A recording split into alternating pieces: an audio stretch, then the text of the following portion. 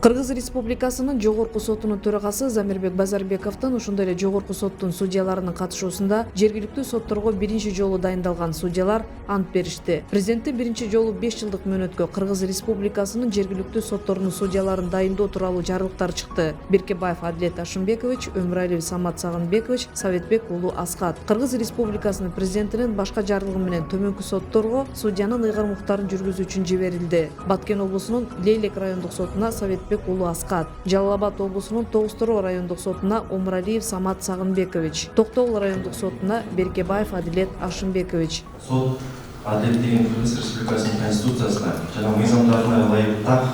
Кыргыз Республикасынын Жогорку сотунун төрагасы Замирбек Базарбеков дайындалган судьяларды куттуктап, берген антка бек турууга чакырды. Кыргыз Республикасынын судьяларынын статусу жөнүндө Кыргыз Республикасынын конституциялык мыйзамына ылайык Кыргыз Республикасынын шайланган же дайындалган судьялары ыйгарым укуктарын жүзөгө ашырылышы ант берген күндөн тартып башталат.